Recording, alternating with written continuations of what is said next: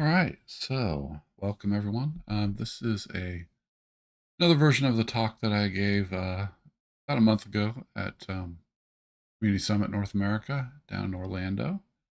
Um, I, my sessions weren't among those that they selected to record and make available, so I went ahead and am recording the two sessions that I gave again, so that I can post them on my YouTube channel and people can have access to them and see what they might have missed. This session here is, um, you can see I'm blocking the part of the title here. Here we go. This is basically Power Automate Desktop, or also used to be known as Power Automate RPA, or Robotic Process Automation. We'll talk a little bit about what RPA is and how Power Automate Desktop fits into that space and kind of the things that you can do with that. Let's start with a little bit about myself. So I'm a Microsoft MVP for both Power Automate and .NET. You can see a bunch of other stuff there about me. I'm currently working as an architect for a company called Nimble Pros. We're a consulting firm based mostly out of Ohio, but we have people all over the place. So a little bit about the agenda here. I'm going to talk a little bit about what RPA is, and then talk about Power Automate Desktop and how it fits into that, and some of its capabilities. Walk through the capabilities of what you can do with Power Automate Desktop, and we'll get into some demos. And at the end, I'll talk a little bit about licensing. So, Power Automate is generally thought of as a cloud-based automation tool where you can automate a great many things, business processes, interaction with cloud-based providers.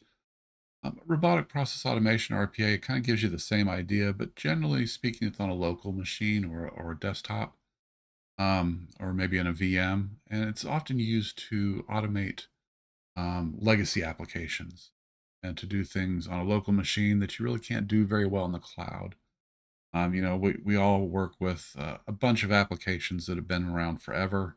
Whether it's some old VB6 application or maybe you have a terminal screen that you have to log into and do some stuff with on a daily basis. And Power Automate Desktop gives you the ability to automate some of that stuff, so that you don't have to spend a lot of your time doing these old repetitive tasks with these old applications that the company hasn't gotten around to updating. Maybe it's uh, taking some data from an old was it 3270 terminal and loading it into a spreadsheet that so that it can be implemented into your new customer system that's based in the cloud, whether it be Salesforce, whatever it might be, or it might be some legacy HR timekeeping system that you have to pull reports from once a week, things like that. Those kinds of systems that that run off a desktop and you really can't move into the cloud or into a web-based format. And Power Automate Desktop gives you the ability to interact with those applications, to manipulate them, to pull data out of them, essentially via brute force a lot of times, uh, but in an automated fashion, so that you don't have to pay somebody to sit there and do it all the time for yourself. Um, so again, talking a little bit through what RPA is. It's essentially a lot of legacy app automation, a lot of screen scraping, you know, file manipulation for a lot of local files, especially things like Excel or maybe Word documents, that kind of thing, and terminal automation. So that's enough of the slides. Let's go ahead and jump over to the Power Automate application, and we'll walk through what you can get there.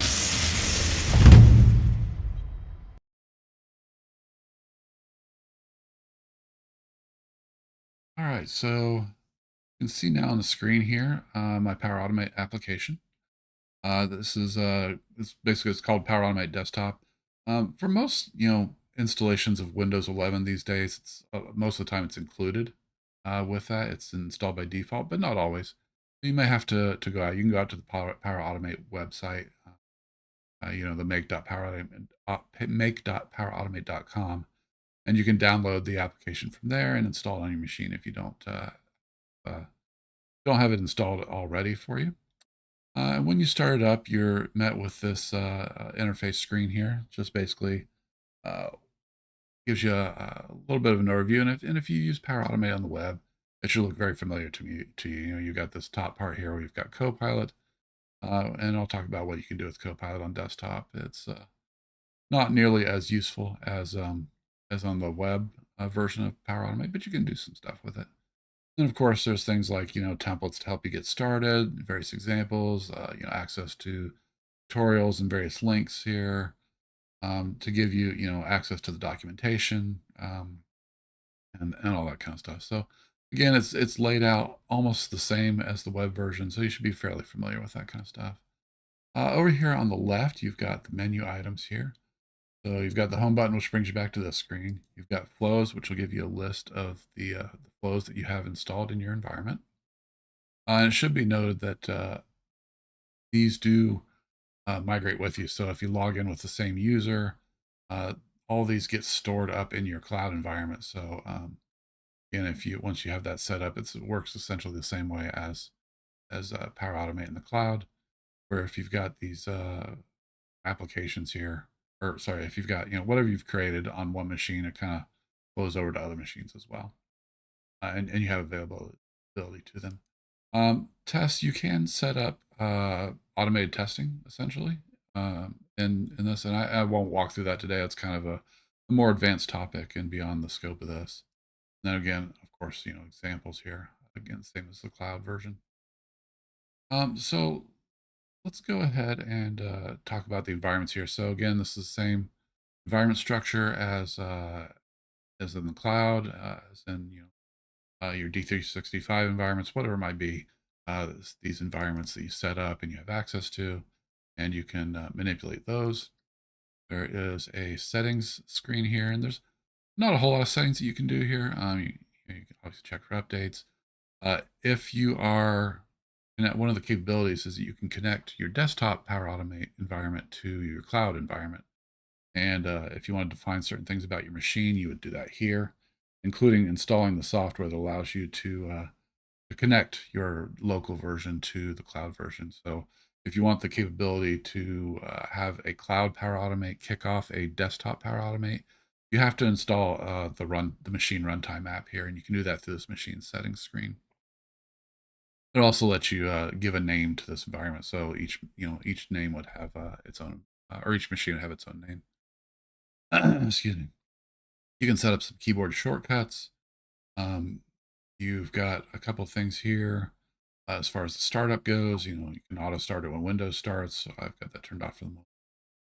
And then just a little preload designer just means it'll load in the background. It takes less time to load it. Data collection, it's they're basically the same stuff. You've got the help. Of course, it gives you access to the various help things. And then Copilot, if you click that button, it'll pop up the same as on the web. It pops up the Copilot here on the right side. And I'll talk about the differences in Copilot here when we get into some of the stuff that you. So let's go ahead and look at one of our flows here. So let's just open this one. Well, first let's look at this screen here. So for each of the flows that you have here, I mean, you can create a new flow from scratch, or you can look at existing flows, various things here. So you can run a flow. If the flow is running, you can stop it. There's the edit button. Properties, you can look at information about a flow. One of the quirks of Power Automate Desktop is that if you want to change the name of the flow, you can only do it from this properties menu, and you don't have access to the properties menu from the editor, which it makes no sense, but that's the way it's set up right now. Excuse me.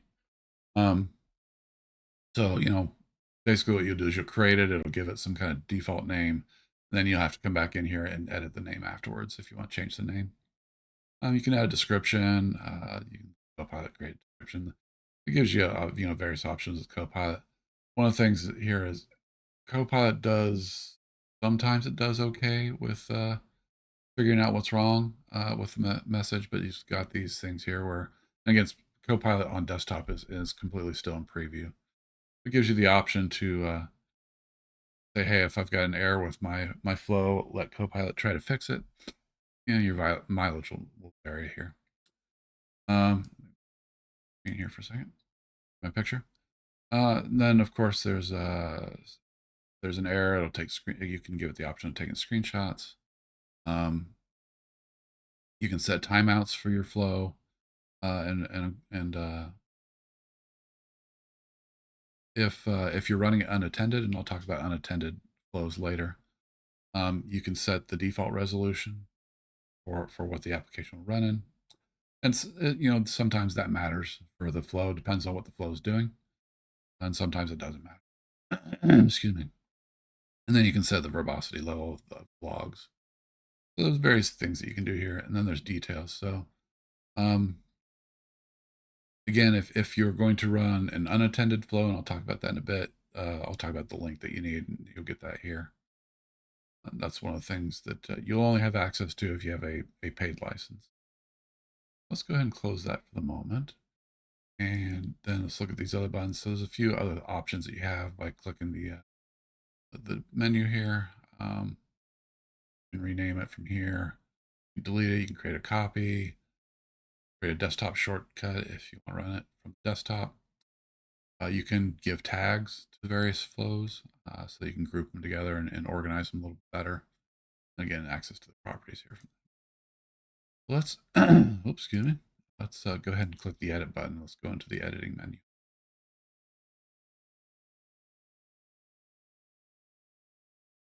And it sometimes will take a minute to load that up.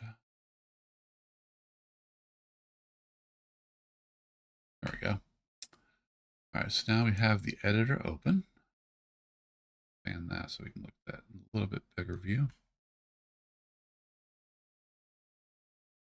Yep. All right, so you can see that the designer for Power Automate Desktop looks a little bit different than the cloud version. You have basically a task list format here. You know, it just 1, 2, 3, and I guess it's the same general idea, but it allows you to group things together. If you're going to do things with regards to loops and branches and things like that, they'll show up a little weirdly here. I don't really have too many examples of that here, but this is the basic flow here. And for each of these items, you can see here's each of the steps, and these are grouped into a particular region. You can give the description of region or region a description here. As it says launch Excel, open the document, read everything. And this was a description that was created by Copilot when I created this one. But you can see the steps here. We launch Excel, we read data from a document, get the current date time, convert that to text so that we can worksheet with that date time stamp on it. Set that as the active worksheet, and then write data into that worksheet. So one of the things with Power Automate Desktop is that it is much better at working with Excel than the cloud version. If you try to do anything with the cloud, it's very limited. It can only edit data that's in a defined table in a worksheet. With desktop version of Power Automate, you can do anything with Excel that you can do with Excel essentially. You can read and write from any worksheet, any column, any cell. You can copy data around. You can run macros very easily. There's a lot of stuff you can do with that, and I'll walk through the various options that you have over here in a minute. There's a lot of options that you have in desktop. So if you need to do a lot of manipulation of Excel worksheets and you don't want to pay for a license for a third-party tool like Encodian, then Power Automate Desktop is the option you want to use because it gives you that capability that you just don't have with the cloud version of Power Automate. Let's talk through the various actions that are available to you here. There are not, if you're familiar with the cloud version, there are not triggers. Essentially, you kick off a flow, and however you kick that off, there are a number of ways that you can kick off a flow on desktop. But there aren't triggers. But you can't say, well, okay, if a file gets created in this folder, then kick off desktop flow. Well, you can't do that directly from desktop. You just run a desktop flow, however you run it. And there, like I say, I'll talk in a minute and about the ways that you can kick off that flow. But you just launch it, it runs through, and it's done. So there really only are actions for the desktop. So here's a bunch of stuff you can do with variables. It makes it very easy to work with lists and other variable type data. Um, Even things like, generate a random number, sort lists. You can merge lists together. You can convert to and from JSON and various things like that. Excuse me, like that. You can also define set of data tables as variables and do kind of things like that. And one of the things it does very easily is it lets you read in CSV data into a data table that you can manipulate it. And that works very well for that kind of thing. Those variables, I mean, the standard conditionals, you got if, else, case, switch statements, that kind of stuff. Standard loops, for each, while loops, essentially, that kind of stuff. Flow control. So, there's regions here. You can jump back and forth between regions. You can um, basically jump around. If you've been around development a long time, you might remember things like, go sub and go to and the old basic. It's this kind of stuff here that you essentially can use to set up your flow of your application, how the flow runs, set up the flow of the flow, essentially.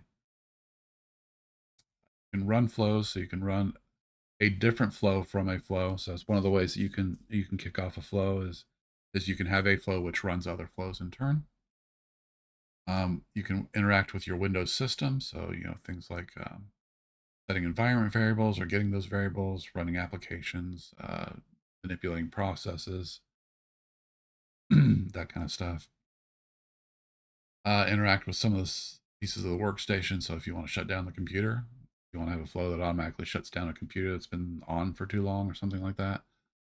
You can manipulate printers. You can lock the workstation, that kind of stuff. Even empty the recycle bin. If that's something you never remember to do, you can set up a flow to empty your recycle bin for you on a regular basis. You can run various scripts, .NET scripts, Python, PowerShell, JavaScript, VBScript, or DOS command. You can manipulate files. So looking for files, reading and writing to and from text files, CSV files, um, deleting files, whatever you might need to do for basic file manipulation. Same thing with folders. Compression, you can create and unzip zip files. Most of the time it works. There are some quirks occasionally that I've had pop up that do some odd things sometimes when it's trying to decompress a file. Um, so UI automation. This is where one of the biggest pieces uh, of Power Automate Desktop comes into play. It allows you to manipulate an existing app or a Windows application. So, like I mentioned, the example, um, if you've got maybe like an old VB6 application, I'll show a demo of this in a little bit, where you want to kick it off and click some buttons in that application, and then close it, or maybe extract some information from it, whatever it might be. You can automate that user interface interaction using Power Automate Desktop. You can download files from the web, or make calls to HTTP endpoints. Browser automation. So if you install an extension in either Chrome or Firefox or Edge, or even Internet Explorer, if you still have to use that for some reason on an old machine, um, you can install extensions in those that allow Power Automate to work with those applications. So you can have it launch Chrome, go to a web page, click buttons on that web page, manipulate forms. The, the success of that depends very much on how the web page is designed. So, for instance, a lot of kind of modern uh, static or these spa apps. A lot of times they will, as they're being generated and as they're running, they kind of create dynamic IDs for the various controls. If you're trying to interact with that kind of application, it does not work very well. A lot of times, it'll basically it's tracking what it's doing on the screen via those IDs, and if those IDs are being dynamically generated each time the application runs, they can change. And so a lot of times it doesn't do very well with modern scribes. Sometimes it does fine, sometimes it doesn't. Uh, it's just something you have to kind of experiment with until you way to make it work. Work queues, you can set up queues of various things. I won't go into that. So Excel, I mentioned it does really well with Excel. You know, you've got a bunch of different commands here that you can work with and do a bunch of advanced options as well. Things like macros and working with any cell on a worksheet, that kind of stuff. One of the things to remember with this is that you have to remember to close Excel. It doesn't, and it doesn't fails at some point. Let's start. Each time it launches an application, remember there's that instance of that application remains open unless you close the application. As you can see here, my first step on this one is launch Excel, and the last step is close Excel. Well, if there's any error that occurs while it's working, um, it never reaches that close step unless you have some air trapping in your flow. So always make sure that when you're working through that and when you're designing your flows, that you put in that kind of error handling so that you know it does clean up after itself. That's very important. You know, otherwise, you know, each time it runs, it'll launch a new instance of Excel, and if it keeps failing, you're going to have tens, hundreds, bunches of instances of Excel running, and all of them just kind of sitting there hanging in the back end and not being closed. And eventually, you know, Windows is going to slow down and crash and die. Same thing with Word. You can do not as much with Word, but you can do a few things with Word here, including reading and writing to a Word document. AI Builder. So this is what a preview item. It doesn't give you the capabilities that you do in Cloud AI Builder. Basically, all you can do is call out to GPT and get some text, ask it a question, get an answer. Um, you can connect to a database and make a SQL query using ODBC. Access databases, if you still have to work with those for whatever reason, I'm sorry, but you can do that from here. Email. So this is connecting directly to like a POP3 or IMAP server, either either retrieving or sending emails. Then same thing with Exchange server. If you're using Exchange, use that instead. Outlook. So that will launch your local instance of Outlook and can manipulate that a little bit. Message boxes. So if you want to have something that has a pop-up on the screen, so maybe you have something that's automated on a machine that a user is using, it pops up, maybe either gives them a message or asks them a question, asks for some input, says, hey, I'm doing this, give me a answer to this question, and then goes on right way. Mouse and keyboard, so it can control your mouse and keyboard just as if you were typing or moving the mouse. And that's kind of tied into this UI automation up here as well. It has access to your clipboard. It can work with various types of text, manipulating text, same with date time. It's fairly simple, add and subtract date times and get the current date time. That's limited to. PDF files, so you can get text and images out of a PDF file, or you can merge. If you can extract certain pages out into a separate PDF, or you can merge PDF files together. That works pretty well. You can open a command prompt and do various things with that. Kernel emulation. So if you'd like say if you have a old like 3270, I think that's what it's called. It's been years since I've had to mess with one, but that kind of application that you have to work with, you can automate that. OCR. So this one's kind of cool. Is if there is text anywhere on the screen, like say you have a flow that opens an image file, searches that image file for text, and it can use OCR to extract the text out of that image file. Then you've got that text into a variable. You can do whatever you want. Cryptography. I've never done anything with this, but you can encrypt and decrypt text. Windows services. So if you need to start, stop, pause, resume services, Do that here. XML, hate XML with passion, but if you need to work with XML, it gives you some good tools for doing that. FTP, if you need to connect to an FTP server and do anything like that, push files, download files, whatever it might be, you can do that through this Power Automate FTP tools. CyberArk, I've never done anything with this, but it's basically like Key Vault, Azure Key Vault, place for storing encrypted and safe things. Active Directory, so you can interact with on-prem Active Directory. This is not Entra ID. This is not Azure Active Directory. This is on-prem Active Directory. So if you need to interact with that for some reason, whether it's get user information, create things, whatever it might be, you can do that. Well, AWS, you can connect to EC2 instances and get some information about those. Very limited. Same thing with Azure. You can do a little bit with Azure. There's not a lot to that. Um, these various cognitive services. So, Google, IBM, Microsoft cognitive services, there are various AI applications. Again, it's very limited on what you can do with each of those. There isn't a whole lot of features available for each of them. You don't have access to the whole suite of tools. It's just one or two items. For instance, here with Microsoft, it's only spell check and computer vision. You don't have access to any of the other ones through this. Logging, you can write to the Windows system log. I should note here, you notice next to some of these, there will be diamonds. The ones that have diamonds next to them, those are actions that you only have access to if you have a paid license. Power Automate Desktop basically has two or three different versions to it, depending on what you're like.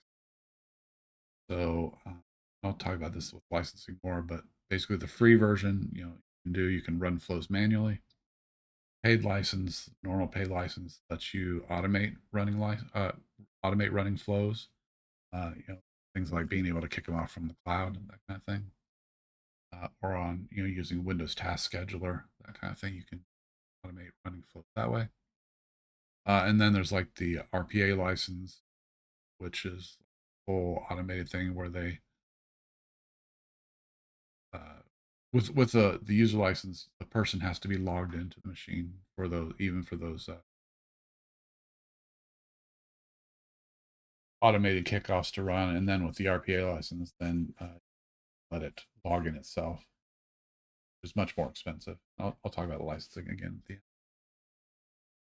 end. Dataverse, you can manipulate Dataverse. SharePoint, Excel Online basically gives you the exact same set of tools that you have in Power Automate Cloud. And you'll see down here, there's Word Online, which again is the same thing, same set of tools on the cloud. Soft forms, you can get form details and response details from form input. Teams, and do a whole bunch of stuff with Microsoft Teams. But again, this is essentially the same list of features that you would have access to from the cloud. Office 365 Outlook, the cloud version of Outlook. OneDrive and OneDrive for Business. So you have access to both those. And again, it's essentially the same suite of functionality that you would have on Cloud Power Automate. OneNote, you can do a little bit with OneNote application, getting notebooks and adding and removing pages, that kind of thing.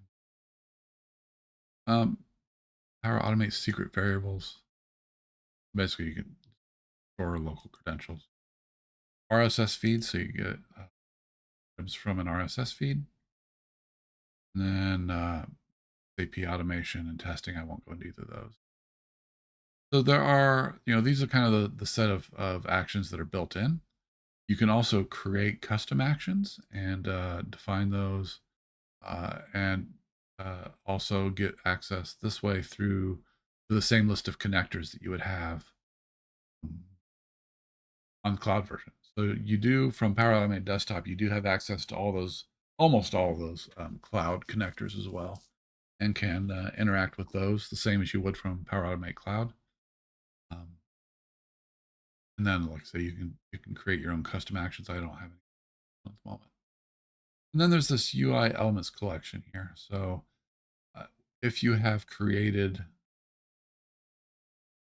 and this will what shows up here will vary based on what flow you have open. But if you have created an application that manipulates existing, like a VB6 application or whatever it might be, um, you define collections of UI elements. So you say, okay, here's this button, here's this text box, those kinds of things, and as you set up the application to interact with those, it will define each of those elements in this UI elements collection.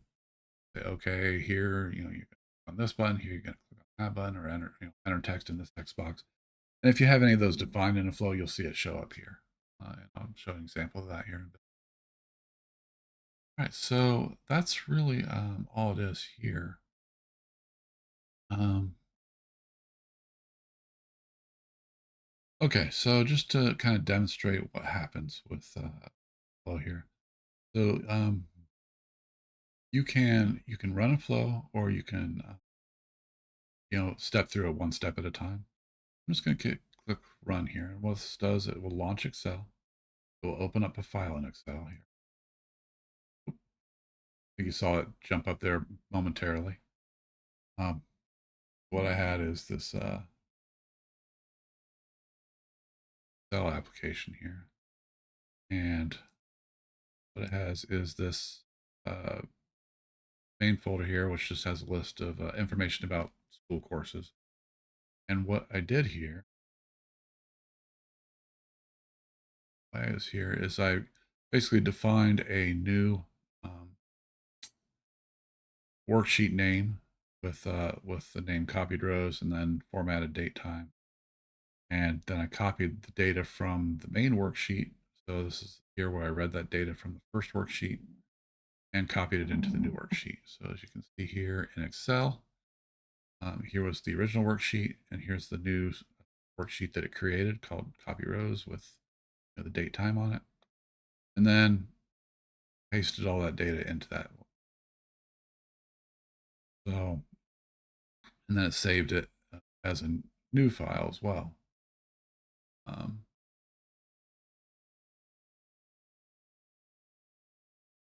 so because I have like autosave set up on my Excel, because it's a file in OneDrive, it saved it in both locations. So it actually saved it as a new file called new Excel as well.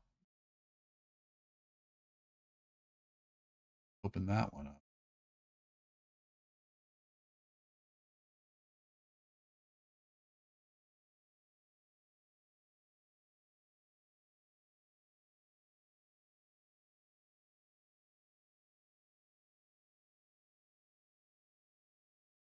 Files in this folder.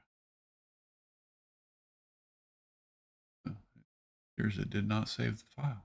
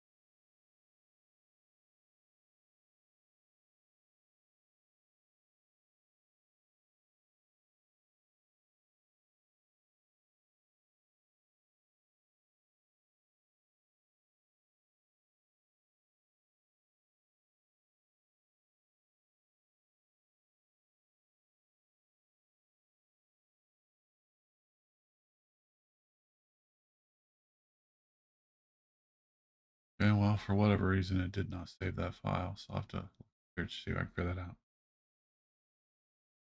Okay, and then it closed Excel. So that's as you're running through it, that's various pieces that'll do. And one of the things to remember when a flow runs with Power Automate Desktop is that it will take control of your computer if it needs to. So if you are running flows on a machine that you're working with, you can have it suddenly pop up actions, pop up a flow running, take over your machine, and interfere with the things that you're doing as you're working with the machine. So, it might open up an application, go to a cell in a worksheet or something like that if it opens up Excel. And, if you're working on the keyboard at the moment and you're typing into the keyboard, you'll suddenly find that you're typing into an Excel spreadsheet that opened up. So that's one of the things to keep in mind with Power Automate Desktop is it can seize control of your computer if it needs to, what it's working on. Keep that in mind. Let's go ahead and close this one. So go back to our main menu. So let's go to the UI demo.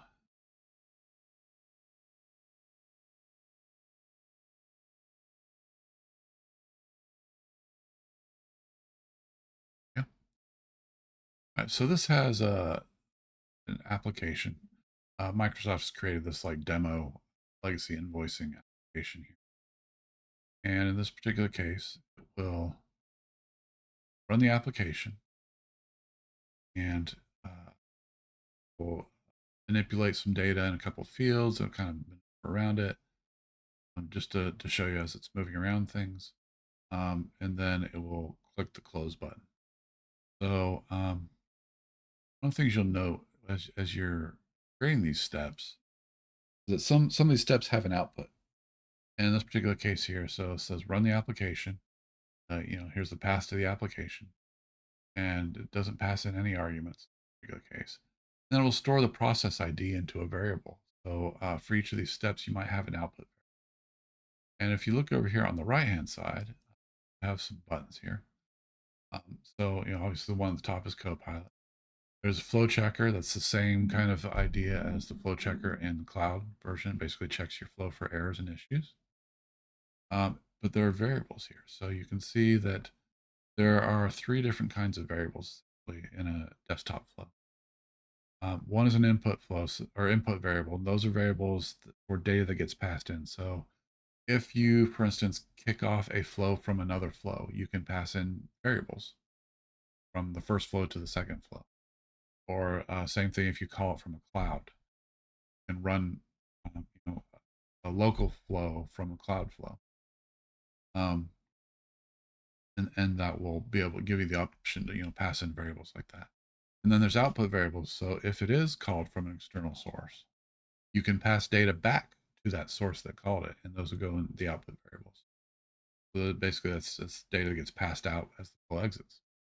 And then there's internal stuff. So as a flow runs, various steps might need to store things in local variables. In this particular case, it keeps track of the process ID for the application that it runs, and it stores it in a variable called process ID. So if I were to step into this action, so action, oh, whoops, I don't have the application in the other machine. Okay, so here is the demo app that Microsoft created. This is called the Contoso invoicing application. And you can, if you want to download this to be able to play with it yourself, if you go out to the Microsoft Learn site and you look at the documentation for Power Automate Desktop, actually you can go here to the learn.microsoft.com US training modules, install required software, online workshop, install dash app. This is part of the Power Automate Automation online workshop learning they have. And it actually says shop invoice app. I guess it's coffee shop. I don't know. But you can download the application from there. And so you can play with it as well. So now that I have that installed here, I can show you how this one works. So basically, it'll launch this application. It will populate some data here in the application, and then it'll click a couple buttons here, and then it'll come up here and it'll click the close button. Application here. So let's try that. So And we're going to run the application here. That open up. You can see it's manipulating the data here in the field. It updated the records for 1005. And I didn't click save, so it doesn't actually show up there. And then it waited 5 seconds, then it closed the application. So you can see here that when it launched the application, it stored the process ID for the application, in this case 68236 on my machine. And you can see how Power Automate Desktop gives you the ability to um, manipulate these old applications. There are a lot of business users that have to open up these old applications, maybe click a couple buttons, run a report, do something like that. You can automate these processes and make them available to, or not make them available, but make them, make it easier for your people to work with those things so that they don't have to manually do all this stuff all the time. If they've got this repetitive task that they go in there day after day and they open this up and click the same couple buttons, do the same couple of things, check this, check that, run a report, automate that stuff so that they don't have to do it. Make their life easier. And that's the real power of Power Automate Desktop, is being able to manipulate those things, do those things, so that they can spend their time on useful stuff, improve their efficiency greatly. Go ahead and close that. So you get the idea of what you can do with Power Automate Desktop. So let's go back home. Last thing I want to kind of cover here before I get into licensing is talking about Copilot. So Copilot for desktop is still preview mode officially. It works sort of okay. So to open an Excel spreadsheet, create a new worksheet, and copy all rows from the first worksheet to the new worksheet. So click on that. And you can see it popped up Copilot here to the right, and working on it. Gonna figure out what it can do. Now it'll open the designer. For some reason that keeps opening up behind it. So as you can see here, it gives me this very basic thing, and that's fine. All right.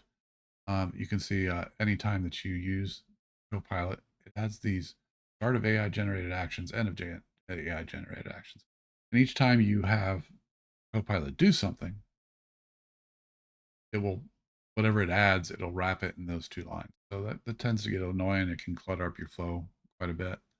That's one of the things that I will often go in here and delete it. But um, you can also see that it's not perfect. There's issues here. So it launched Excel, it created a new worksheet, and it copied the rows from that to that. Well, okay, it's left a few things out. One, it doesn't save the worksheet. For another, if this is a repetitive process on the same file, this is going to error because there's already going to be a worksheet named copied sheet. So as I showed you the other one where I generated a date time stamp and added that to the name. That was because of this particular issue. And you can also see it does not close Excel when it's done. So it'll launch Excel, it'll manipulate the file, whether it's successful or whether it errors because worksheet already exists. It won't close Excel. And if you run this a few times, you're going to have a few instances of Excel open on your desktop. So it's not perfect, it's not great, but it gives you a start. Sometimes there will be bugs where it will have errors in the workflow. When it does that, you see it like an error message down here, and you won't be able to fix it. So sometimes the steps that it generates,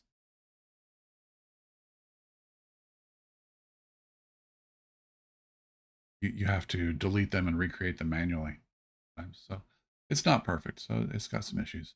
Let's fix a couple of things here. Let's just fix the one thing is close Excel.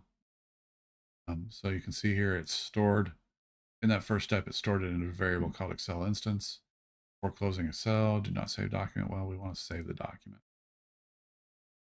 So, as for a very basic fix, we've generally fixed that.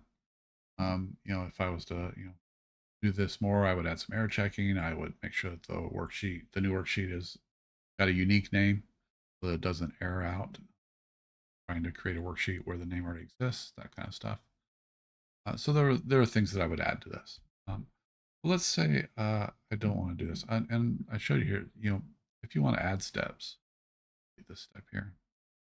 If you want to add steps, you just drag them over here. I click and hold on close Excel, drag it over here, and you see I can pick the spot that I want to drop it and do that. Save.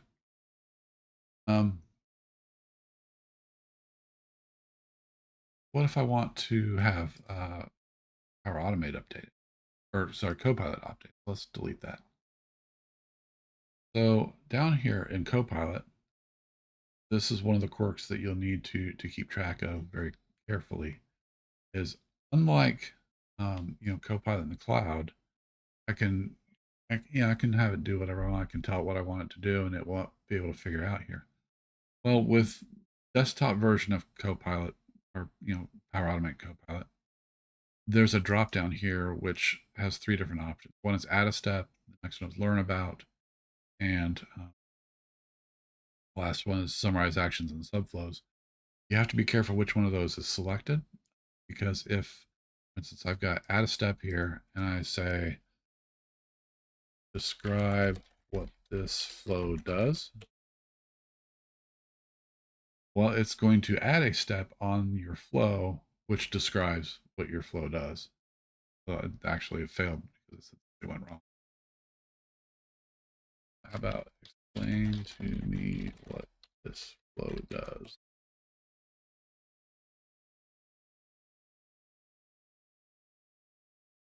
Okay, it's something's going on there.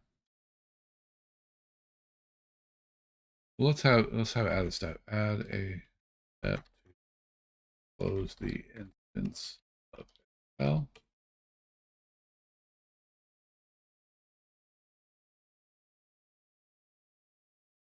Okay, so here you can see um, it added the close Excel step that I dragged in manually.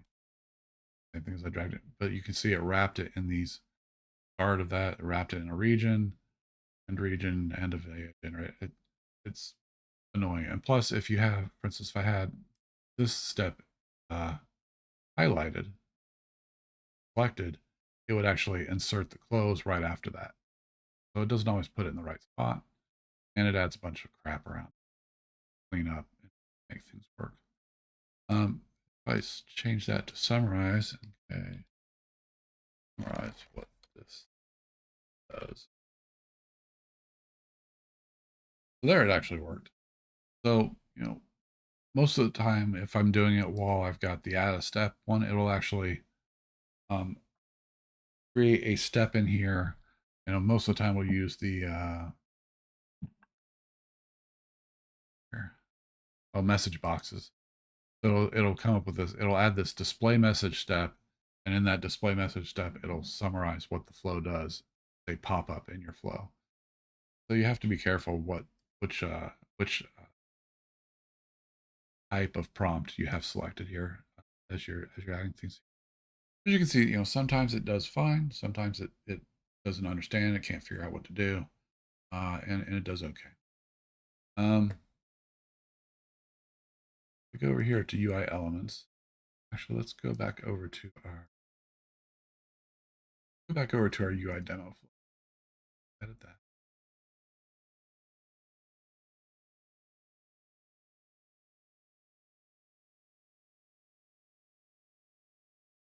Put it up behind here. Okay, so I wanted to show you the UI elements list here. So if I click on that, so you can see all of the elements that it has identified as part of this flow that at one point or another I have had it set to. So, for instance, save button, and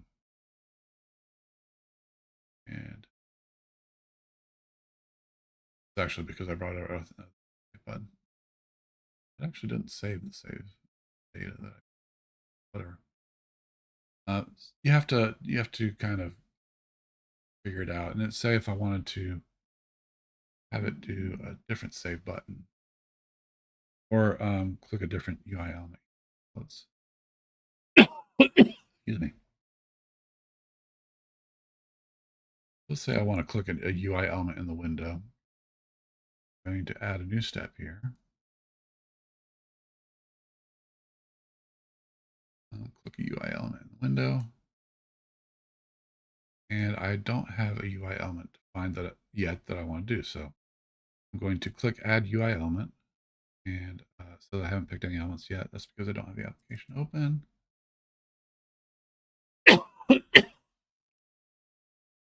Okay.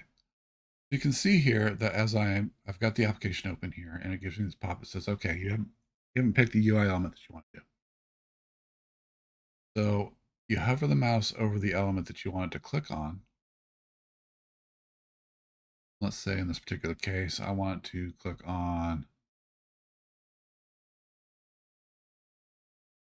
say the invoices here. So you have to kind of be careful what you're pointing at first. So you can see as I'm moving around here, you can see it's selecting various things. So here it's got text, here it's got an image, here it's got the tree item. You need to be very careful, and you'll have to do some experimentation with getting it to give you the correct element to click on. So, if I were just working this application, I could click on any of these and it would work fine. But it might not necessarily work when our automate is triggering it. So sometimes it takes some experimentation with what you want to actually click on. And I'm going to do control click. And you can see now it's added a tree item legacy invoice here and a left click of the type. Click save. It another wait. I click on that, do copy, paste, drag that down. So I'm going to have it. So it's going to click on cases. Here it's going to click on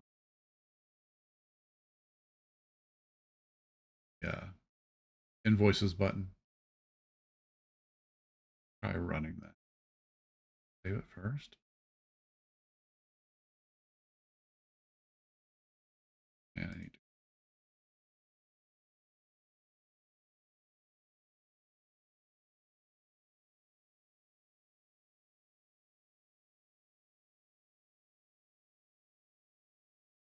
And let's go ahead and run. It open up. Oh, I guess it did save that information, just didn't show up last. So you see it clicks on accounts, clicks on records, clicks on accounts, clicks on cases. Go up and click on invoices here. It went back to invoices, and now wait 5 seconds. Then it will click on the close button to close the application. So if each time you want to give it a new item to interact with, you can do that process here where you select a new one, it'll pop it up, you open up the application, click on the element, control click on the element that you want it to interact with, and it will do so. And you can see it adds this new item here. In the future, if I want to manipulate the same item, you just check that you're working with stuff here instead of doing the giving a new item here. Images, if you're working with images, you can capture image. I've almost never done anything with it. I'm not going to really speak to that one. Let's go back over to our slides here. And we're just going to talk briefly here about licensing before I wrap it up here. So, like I mentioned, there are various tiers that you can work with. The free tier, basically, you can run things manually on your local machine. That's it. You don't have access to all the features. For instance, anything here that's marked with a diamond, you cannot access with the free version. Um, then there's the premium license, which is the same license as you have for Power Automate Cloud. So if you have a cloud license, you have a premium license for desktop as well. And that allows you to run flows from the cloud, allows you to automate, use like Windows task scheduler to run a flow. So for instance, if I wanted to run this flow from a Windows task scheduler, then I would look at the properties here and you can see this run URL. So I would copy this URL and when I run from Windows task scheduler, I would have it, give it that URL. And it would launch the application locally. Or, if you want to run it from PowerShell or whatever it might be, whatever you're using to run things, you can pass in that URL locally. But you have to be logged into the machine. It has to be unlocked. So you can log in, then you can walk away as long as it doesn't auto lock the machine. Then fine.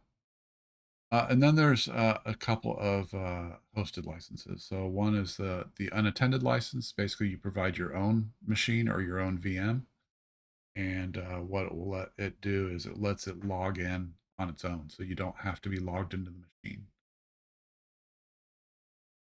So if you want to give it the access rights to launch your application, run the uh, run the flow, and do it all on its own, then you need an RPA license, which is 150 a month. You're providing your own VM or machine. And then if you want to use a Microsoft hosted VM, then it's 215 a month. At least last time I looked at the licensing prices, that's what it was. So those are the various tiers of licensing that are available to you as part of that goes.